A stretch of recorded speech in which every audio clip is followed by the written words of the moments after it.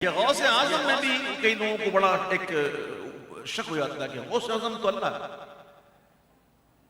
لوگ کہتے ہیں نا غوث سب سے بڑا غوث تو اللہ ہے. فرق مراتب کو سمجھتے. دیکھیے الوہیت میں غوث اعظم اللہ ہی ہے. الوہیت میں غوث اعظم اللہ ہے. نبوت میں غوث اعظم حضور ہے. اور ولایت میں غوث اعظم غوث اعظم اللہ رب ہے، خالق ہے، باقی مخلوق ہے. اب جیسے ہم اکثر کہتے ہیں قائد اعظم، تو سب سے بڑے قائد تو حضور ہے. ہم کہتے ہیں امام اعظم، سب سے بڑے امام کون ہے؟ حضور ہے. تو بھائی کچھ فرق مراتب بھی ہوتا ہے. ایک بات سن لو، نبوت کے بعد جو درجہ ہے نا جو وہ ہے صحابیت. اور صحابت کے بعد بھی تابعیت ہے. اور کئی تابعی ایسے ہیں جس سے بھی حضور غوث اعظم افضل ہے. ہزاروں تابعی سے فضول ہے. یہ طبقہ مجملاً فاضل ہے یار. تو اس بات کو یاد رکھیے گا، جب یہ کہا جائے نا غوث اعظم کہ میرا قدم تمام ولیوں کی گردنوں پر ہے، اس سے مستثنا ہے، کچھ مستثنا بھی ہوتا ہے. تو یہ بات جو نا عقل سلیم والے ہی سمجھتے ہیں، جو سمجھ سکتے ہیں ان باتوں کو بھائی ان سے مراد کیا ہے.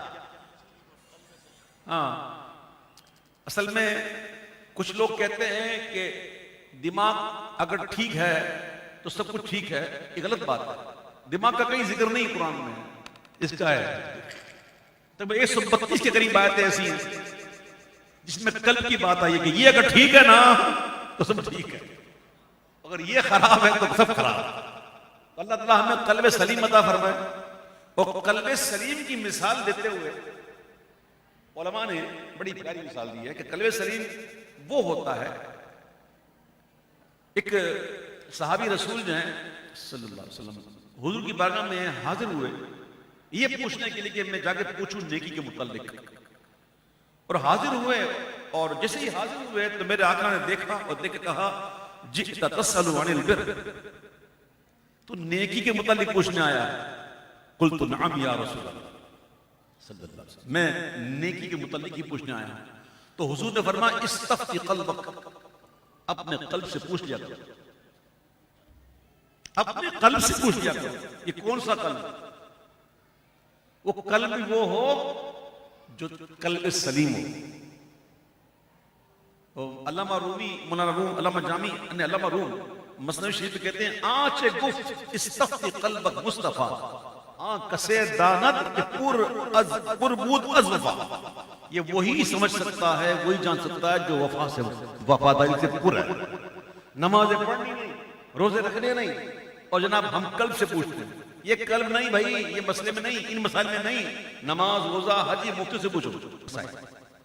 کچھ مسئلے ایسے ہوتے ہیں جس میں بندے کو اشتباہ واقع ہو جاتا ہے اور تحقیق کے بعد بھی کوئی چیز سامنے نہیں آتی تو اس وقت بھی قلب سے پوچھا جاتا ہے.